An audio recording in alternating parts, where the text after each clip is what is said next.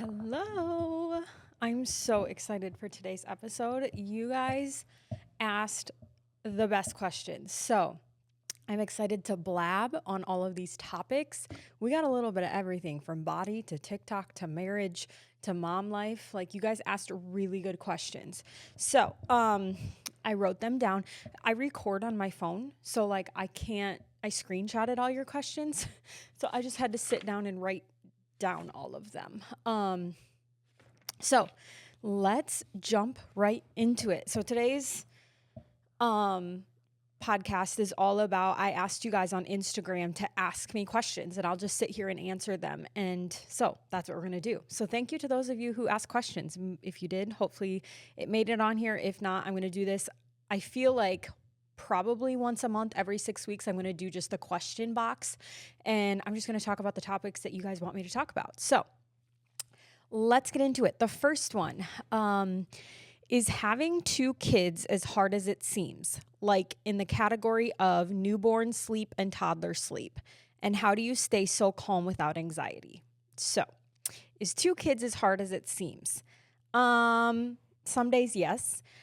I and a lot of moms have different opinions on this. I believe that going from 1 to 2 kids was the hardest because for us, Tyson and I think it was 3 years we were married before we had kids. And so I feel like we had a great amount of time of being a married couple, enjoying ourselves. And we also dated for 5 years, I think, before we got married, 5 or 6 years. So no, maybe it wasn't that many. No, it wasn't that many. I don't even know. It's all blurry, guys. But we dated for, a good amount of time, 3 years.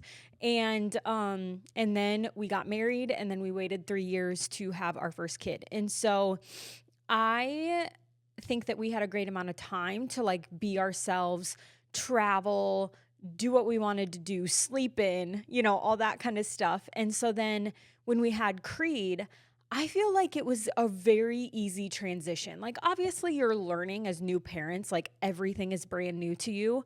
But it was just, he's a fantastic father. And I don't know, it just was, I don't want to say it was easy because parenting is never easy. But I don't feel like adding a child into our marriage was as hard as adding two into our life was, because the reason I say this, and maybe it's just me because I'm staying at home with them, but when I had one, no, not even that, because like on the weekends, when you have one, if I wanted to take a nap or if I wanted to do something, if I wanted to go do something, Tyson would take Creed and then I was by myself. And so I was independent. I could do a lot of things, right? Or if I found one, if Tyson had Creed, I was by myself and could do a lot of things for myself. When we added two in, or for instance, when I was at home, when Creed lay down for a nap, I was by myself. I could take a nap, or I could do this, or I could do that. But when you have two, it's like there's never that break. Does that make sense? Because Tyson can take Creed to go do this stuff, but then I still have Capri. So then I'm really not childless. So, I mean, this sounds terrible, but sometimes I'm like, thank you for taking Creed, but it really didn't relieve me at all. Does that make sense? Like, or if I get Capri down for a nap, Creed's still awake. So I can't take a nap. Or I hope that's making sense. So for me, adding two was way harder than adding one. Just in the freedom category. And I think that, goes into a lot of the easiness, if that makes sense. And then in the sleep department, I feel like I can't even talk. Well, I guess speaking of sleep, I don't get naps or sleep in or anything like that, because with two kids, one's going to be up early no matter what. Usually both of them are. And then number two is, I feel like when you add more kids, your chances of getting a full night of sleep, right? Because like kids just are like us. Some nights I sleep great, some nights I don't.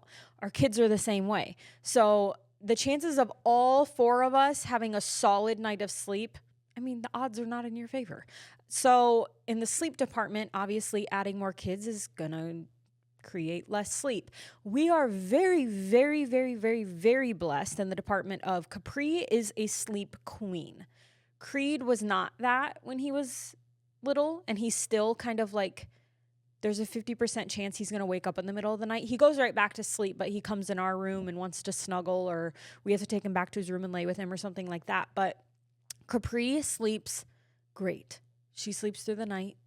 And so I feel like in that department, we're even luckier and blessed because of that. But if she was up every few hours and then on top of it, Creed was up once or twice a night, I mean, yeah, it's not easy. But every parent will tell you this, it's worth it. Like, I love having 2 kids. There's so many times during the day where I look at them and I'm just like, oh my gosh, like I love having 2, everything like that. It's just, yeah, it's not easy. I'm going to be fully transparent. And I think we're going to talk about this a little more in one of the other questions. So, how do you stay so calm without anxiety? Your girl has anxiety, especially after everything that we went through with Capri. My anxiety is absolutely through the roof. I have like medical trauma, is it medical trauma? Between my mom having breast cancer, my dad having, basically he went through heart failure and had to get a pacemaker. And then everything with Capri, I have terrible medical like trauma anxiety. I constantly feel like I'm waiting for the ball to drop on one of my family members getting a super bad health diagnosis.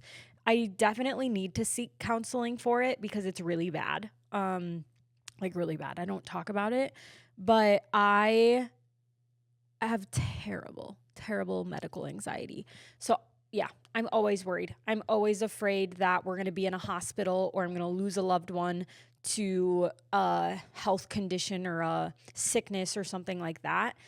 So that's my main anxiety that I struggle with all day, every day with. But even just like anxiety with your kids, I mean, it's so hard. I try to do things in my daily routine that help me with my anxiety that I know, help. Like I work out, I do my Bible study, I try to unplug, I get fresh air, I stay in like quietness, stillness, I journal, I brain dump, all that kind of stuff that I truly do think helps my anxiety. So yeah, I don't know if that answers your question, but I have anxiety, and going from 2 kids, I think, is challenging. Okay, how do you feel this was a really good question. How do you feel the way that you were parented affects the way you parent your own children, positively and negatively?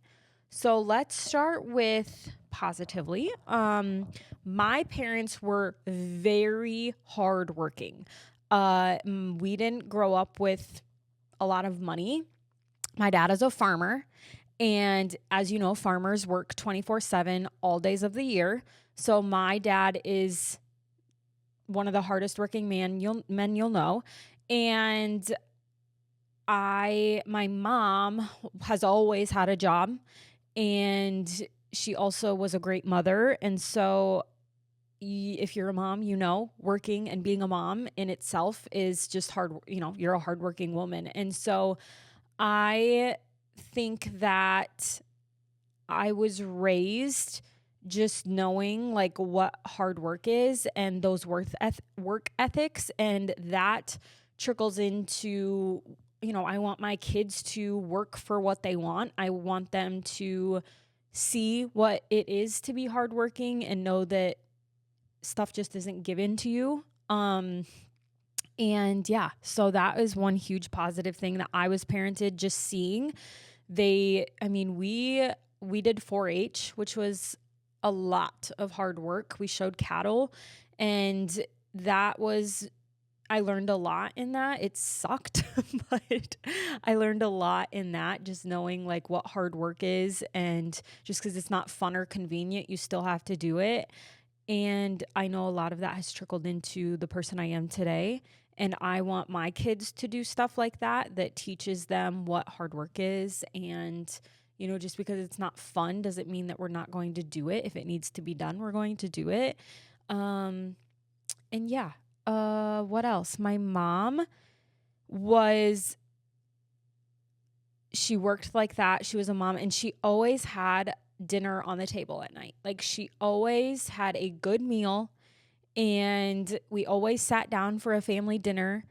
And that is important to me because of my childhood. I want to create that family time. And isn't it funny how that's something I remember from my childhood? And so I'm always taking that into consideration of like, your parent or your kids are going to remember, like, mom always fed us well, and we sat down at the dinner table as a family. So I strive for that, and I try to make that a priority. That was something when we first got married or dating for Tyson. I don't think he was really used to that. He was just like, what's the big deal? Like, if we have dinner together or not, or like, I don't know. There was just a few times I remember being like, this is important to me. Like, this is how I grew up, of having a nice cooked meal and sitting down for dinner together.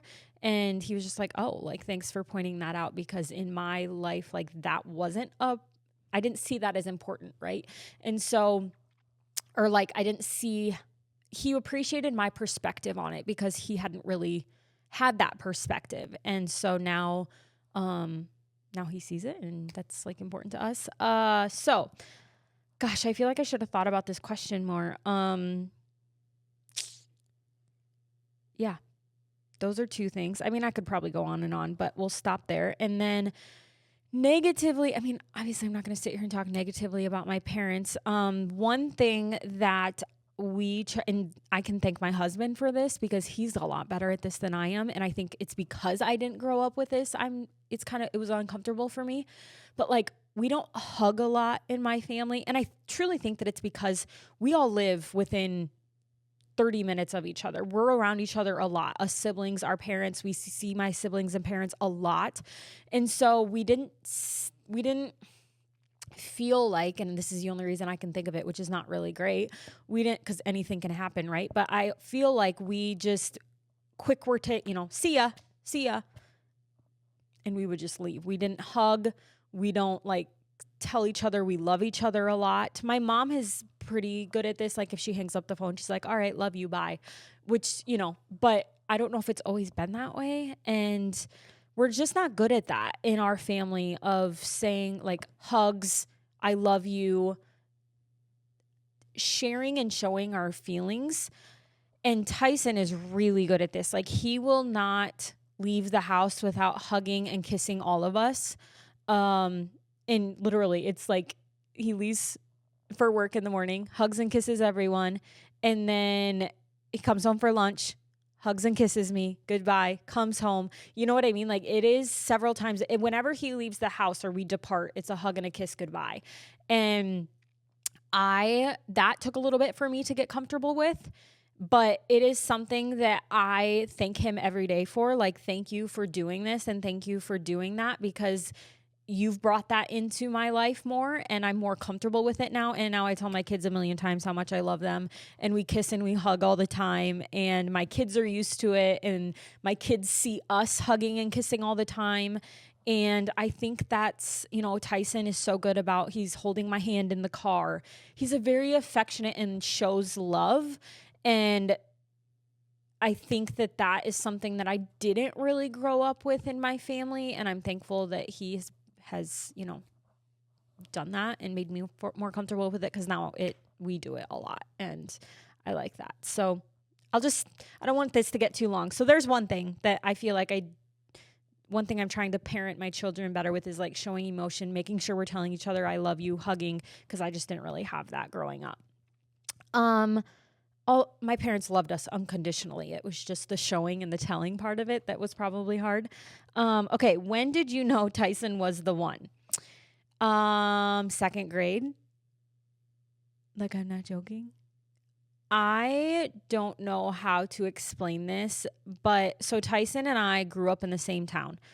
Our families have known each other, and our town is 300 people. Our school is kindergarten through 12th grade. So like, you know everyone in the town. If you could have been 3 grades apart and you still knew everyone in that grade and their families and everything like that. So Tyson and I have known each other basically our whole life. We were in the same building, K through 12th grade. Well, you know what I mean, through all of school. And so with that being said, we were around each other a lot. And when I tell you, like, my gut would do crazy things when that man was around when I was like in grade school. I just had the biggest crush on him. And he was 3 grades older than I am. And he's 2 years older, but 3 grades. And so at that time, right, like I'm a freshman, he's a senior.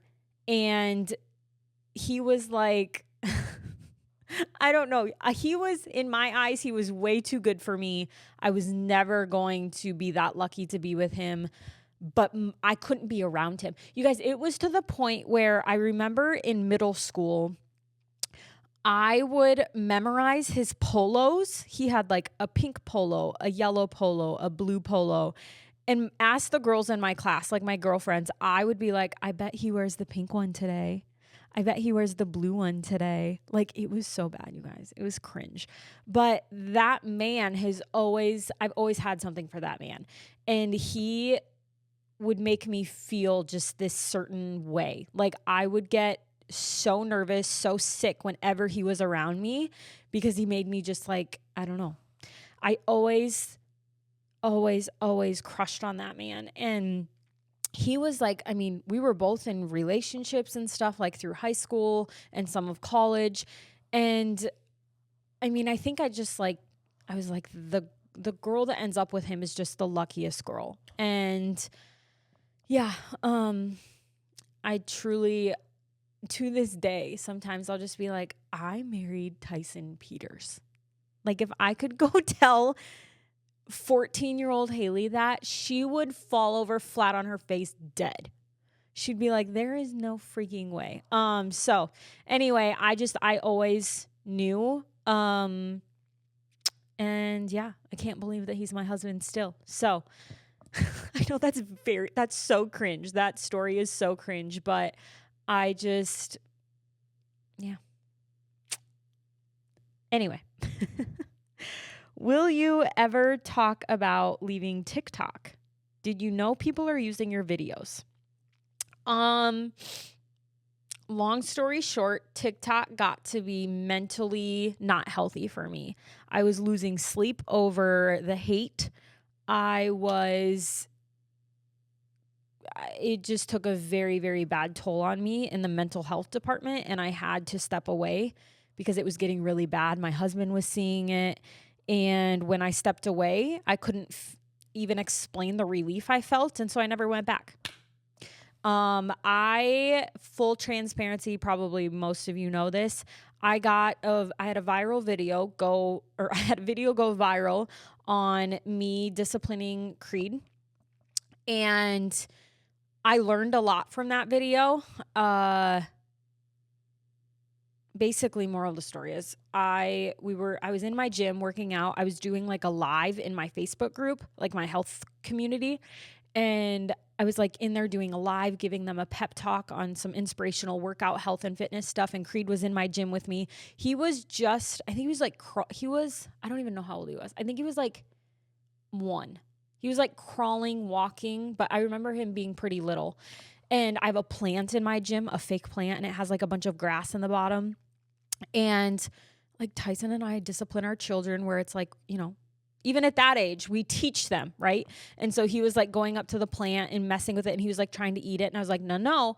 And I pulled him, you know, carried him away from it. And I was like, no, don't touch that. And then he'd crawl back to it and he'd try and eat it again. I was like, no.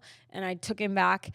And I think I did that like 3 times. And while I'm like trying to do this live, I had too much going on. I was trying to parent. I was trying to coach my health and fitness stuff. And it was just too much going on. And that's what I learned from it. But anyway, so then he went to grab it for like the 5th time. And so I took his hand and I went like this. And I said, no, no. And and I took him back and he crawled away and he never touched it again.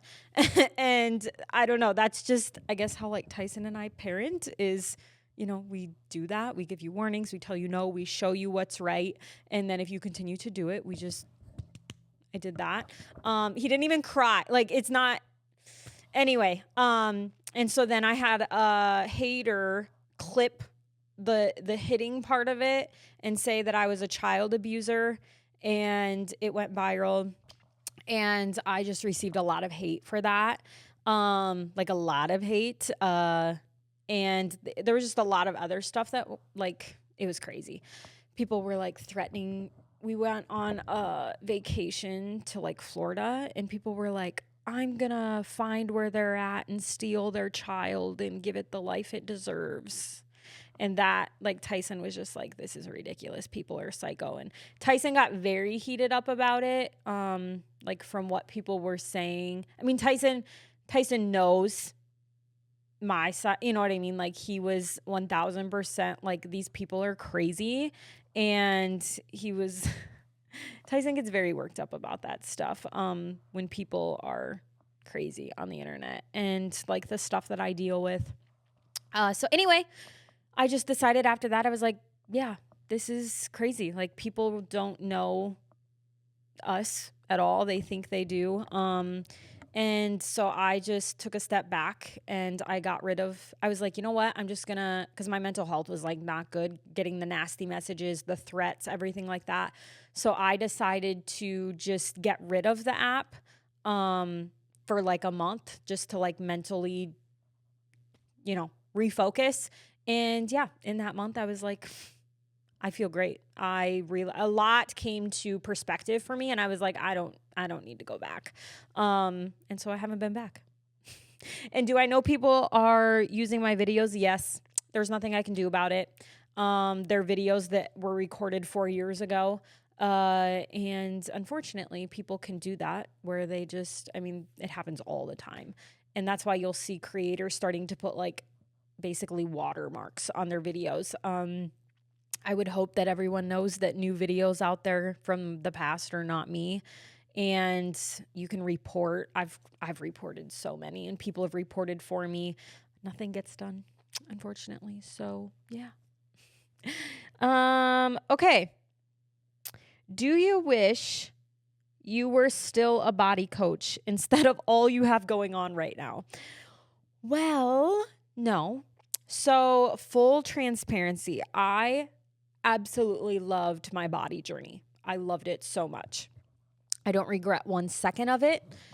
But I truly believe that my season was done when it was done. I was already feeling the burnout a little bit, and just seeing the timing of how God took that away for me, because I think he knew I wasn't going to be able to do it myself. So he did it for me. And it was probably 5 months after I was done being a body coach. I remember telling Tyson, I'm like, I didn't realize the mental load that being a body coach had on me. I felt an enormous amount of relief, and I still do, not being a body coach. And I think after 6 years of being a leader, of leading a team, feeling the pressure of, if other people don't succeed, it's my fault. Am I checking in with them enough? Am I missing a message? Am I like, it was 24 hours. Like, I would lose so much sleep off of thinking like, crap, I forgot to message her back. Oh crap, she didn't hit Success Club and I didn't reach out to her. And it was just so much on my shoulders. And after also being a top body coach 2 years in a row, a top 10 coach, feeling that pressure of like, I've got to do it again. Like, if, I got to do it again and again and again, it was a lot. And I didn't realize how much it was on me until it was taken away. And then I was like, I don't have team calls at night anymore. I don't have to have, just like the one-on-one calls, the team calls, the checking in, the emails, all of that stuff, it got to be a lot. And I didn't realize how much it was on me until it was taken away. And so I enjoyed it while it was there, but I'm done. And that's why I have no desire to go into anything else like that, to lead anyone, to be a part. I'm a part of Make, but I'm just an affiliate for them. It's too much for me to try and feel the pressure of, like leading a team. I just can't do it anymore. My kids right now come first, and I can't be on team calls at night. I can't be like, I have so much other stuff going on right now that like checking in with a team and stuff like that. I don't have the ability to do that right now. And it would really affect my mental health. I know for a fact. So anyway, I'm very happy at where life is right now. I'm very, very happy with doing social media stuff, also photography, and being a mom. Those 3 things are what I do right now, and I love all of them. Biggest game changer for losing weight. So, it's all in this question. To me, when your goal is to lose weight, that's your problem. Now, don't get me wrong. We all want to shed some pounds, right? And that's like maybe our main goal. But when you look at it, when your focus is the weight loss, it's going to be a miserable process. Guys, I have a huge smear on my glasses. I was trying to just ignore it, but it's unignorable. When your goal is the weight loss, it's really hard because weight loss is very up and down. A lot of times if you're losing fat and gaining muscle, the scale isn't going to change. And so to you, if you're just looking at the scale and you're getting on the scale every day and it's not changing, but yet if you were to take pictures and your waist is getting smaller, your arms are getting more toned, your muscles are growing in your legs, you're not going to be losing weight, but your body's going to be changing in ways that you want it to be changing.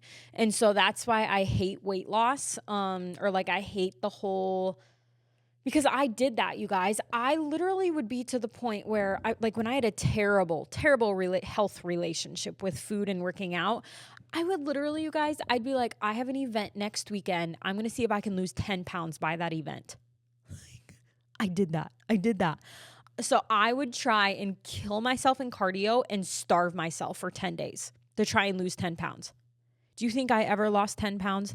Heck no. Do you think I had a good relationship with working out and eating with that mindset? Heck no. So then what changed the game for me was when I stopped setting weight loss goals and I just strived to be healthier every day. I was like, today I'm going to be healthy. I'm going to move my body and I'm going to eat well. That was my goal every single day. And I wanted to be healthy every day for a year. And it's funny how when you strive to be healthy every day, a year from now, you're going to have the weight loss. And even if you don't have the weight loss, you're going to have a different physique and a different health.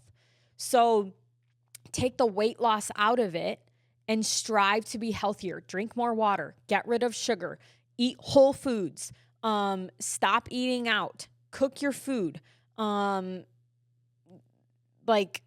your body. Don't kill yourself in the gym. Go for walks, lift some weights, mix up your workouts, just deep clean your house. And that's like a whole nother, I keep saying maybe next week I'll do that podcast on like why I didn't work out for 2 months, but yet I still actually lost some weight and I didn't really lose any muscle because I just was so active. I was so active. I wasn't in the gym following a workout program, but I was still getting 12,000 steps a day doing house chores and decluttering and organizing and doing my studio and going for walks and all of that. Like, it's working out, right? And so if we're just active human beings, if we're not being couch potatoes and lazy, and if we're just walking and moving and being active and then we're fueling our body, just do that for a long period of time. And I promise in a year from now, you're going to be healthier. So I hope that makes sense. And that's just something I had to learn was you can't want fast results and you can't strive for the weight loss. You have to want to be healthier and you have to just set the year a goal from now. Okay. Because if you just do that, then it's like, oh yeah, like that's doable. So anyway, could you see yourself working in a salon again? No, I could not. I loved my hair journey. My 6 years of doing hair in the salon was perfect in that time of my life. I didn't have kids. It was perfect when it was, and I loved it when I did it. But I truly don't think that I have a desire to go back to do hair. The main reason being the timing. Like hairstylists are busiest in evenings and on weekends because people aren't working, so they can go get their hair done. And right now my family's my priority, and I can't be at the salon late at night and on the weekends. And so yeah, I also, once I had the flexibility of like creating my own schedule and being my own boss, it's really hard to go back to like being on someone else's schedule, if that makes sense. So I really don't have but I always did say if I was forced to do hair again, I would open a men's salon. I love doing men's haircuts, and I think that it would be super fun to have like the TV and beverages and doing like a men's salon. So anyway, fun fact, but it'll probably never happen. Okay, let's see here. Best marriage advice. Ooh, I got one.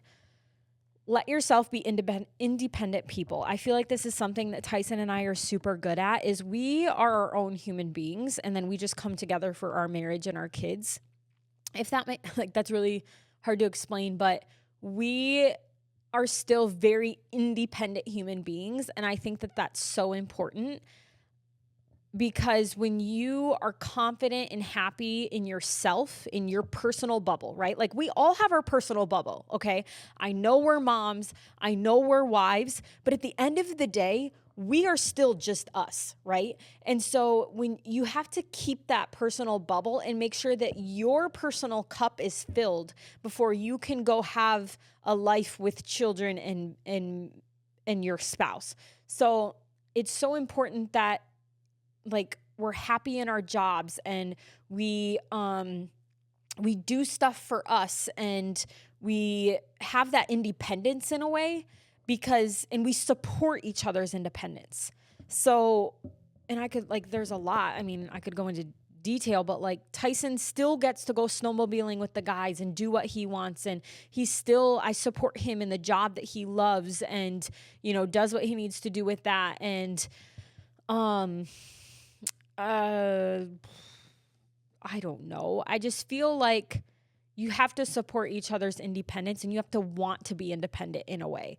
And then you can come together and have your family and have your marriage. Does that make sense? I don't know if that makes sense, but anyway. How do you and Tyson divide work, house chores, and the kids? Oh, we just do. He's just, when I say like Tyson is a hands-on father, he's hands-on in the house. It just flows. I don't know. Like if he comes home and he sees like the house is a mess and I've been home with the kids all day, he cleans up. If he sees that I'm busy with something and Capri needs a bath, he'll go put her in the bath. If he needs to go do something for work after hours, he just says like, hey, I got to go do this. And then I take the kids. If the laundry's getting piled up, he doesn't say like, hey, like, or he doesn't expect me to just eventually let the laundry get so bad that eventually she'll get to it. Like he must just understand that maybe my day was crazy or I haven't had time to get to it. And he will like randomly just fold a thing. He doesn't put the laundry away. Tyson folds the laundry and then he'll set it on the back, like he'll fold it all and then he'll leave it. And then I know that that's my sign like, oh, okay, he folded it. Thank you. By the way, I hate doing laundry, so thank you. And then I just put it away. We just have like this, and I feel like we've never really talked about it. It's just who we are as humans, and it's something that we are compatible with, or I don't know, but we're always trying to be a parent, and we're always trying to clean up the house. And I feel like we just, at the end of the day, it all gets done. and I think that maybe one thing that lacks, I know it lacks in our marriage, but like Tyson's not very communicative. I don't know the word. You guys know what I mean. So, and I think that that's relatable to a lot of you guys. Maybe if you just need more from your spouse and we just get frustrated because they're not doing it and they can't read our minds, it's like, have you sat down and had a very nice conversation, not sitting down to attack them and just saying like, hey, can I just talk to you about something? And I want to talk about it because I know it'll benefit our marriage and our house. But just be like, could you, something I need from you or something that would really help me out is I'm feeling very stressed because I'm trying to, do so much for the kids and then also like trying to clean up dinner dishes. Could you maybe just do one thing for me and I will cook dinner? Can you start taking care of the dishes or whatever? That's just an example. If there's something that you're needing from your spouse, I think it's so easy for us to get frustrated and we go silent and we just are wondering when the heck they're going to figure it out. But yet we haven't sat them down and politely just asked. And I think that communication is like all that we need to do in a polite manner. And then they're like, yeah, like, I can do that. And then when they do it, be appreciative. Like, thank you for doing that. It's helping me out so much. So I don't know, maybe that helps a little bit. Yeah. Okay. How do you manage 2 kids and having time for yourself? So this kind of goes back to like having the 2 kids versus 1. I don't have time for myself. Being full transparent. There's very seldom a time when I don't have a kid with me.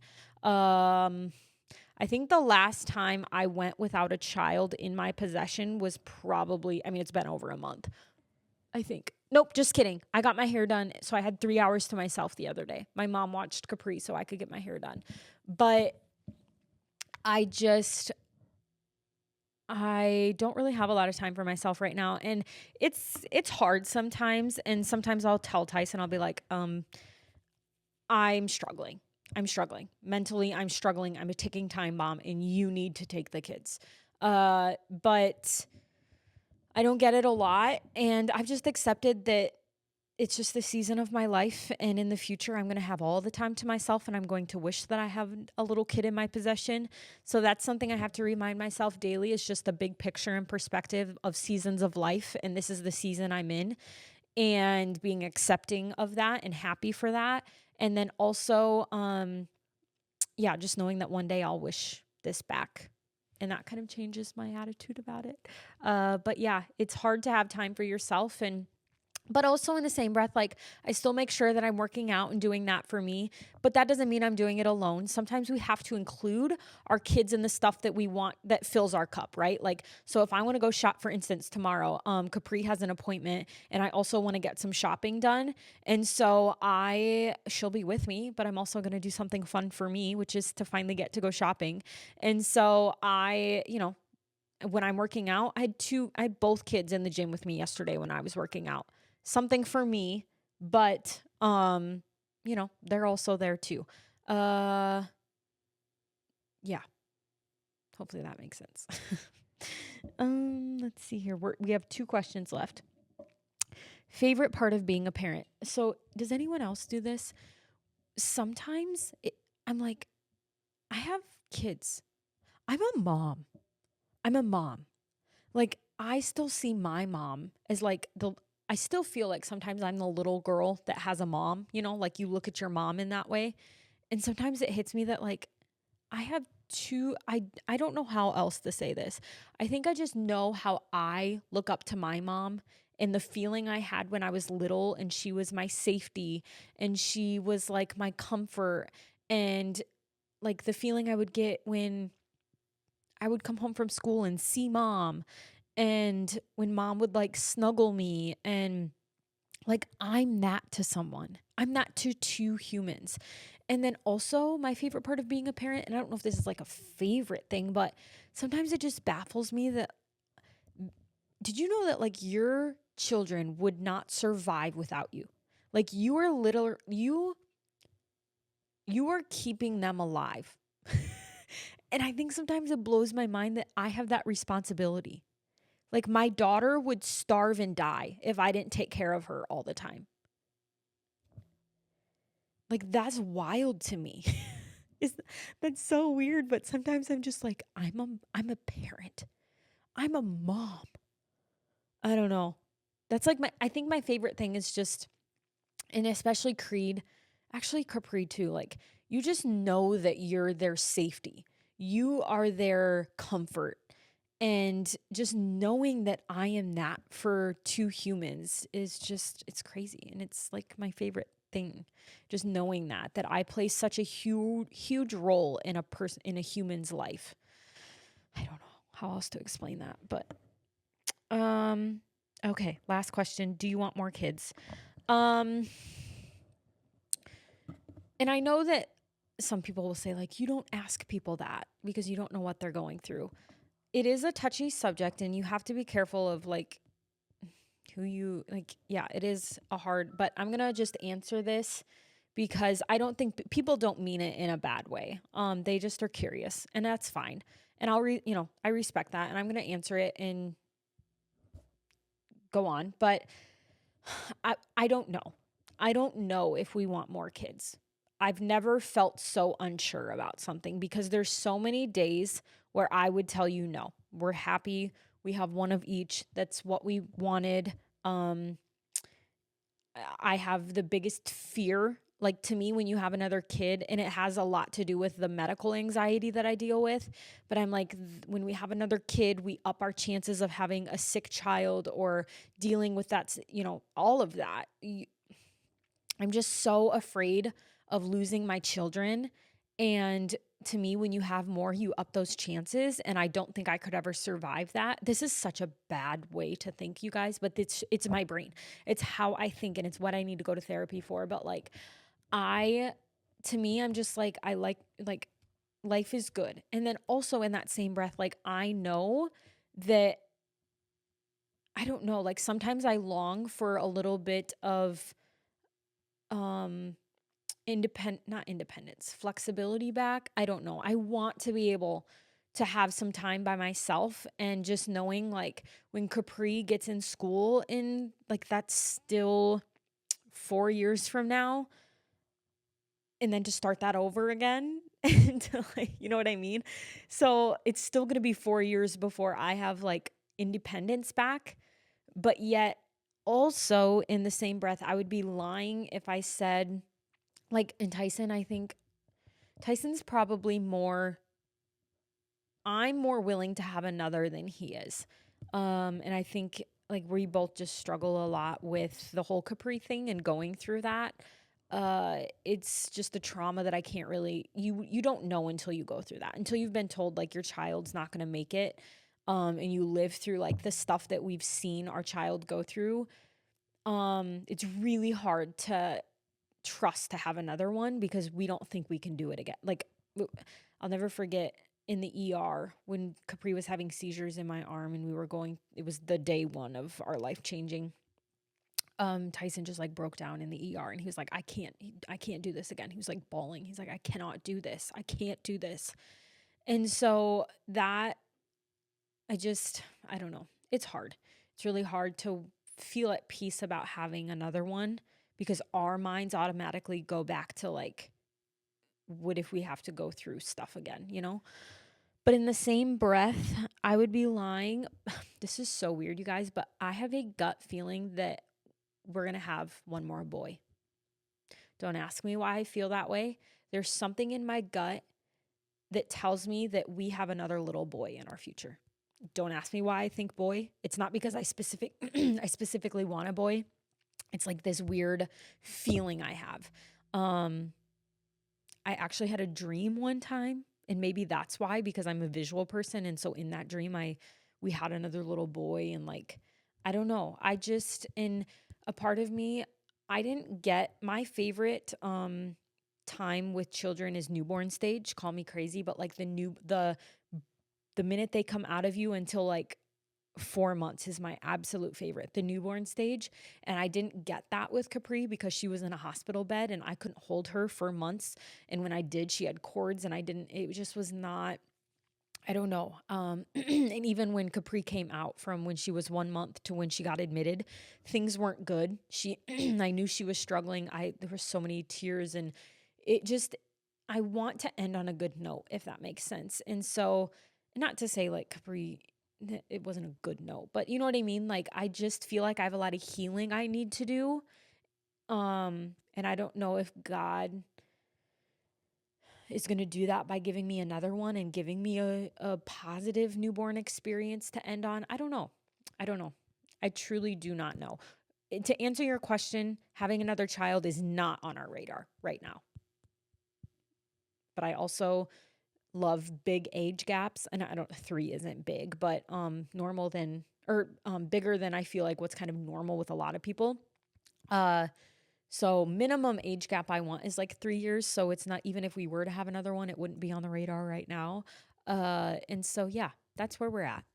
I don't know the answer to that. And I just pray that we will know, and maybe we'll decide someday, like, it just ever doesn't feel 100. I, one of my friends said this the other day, and she said, God won't give you peace about something if it's not meant to be.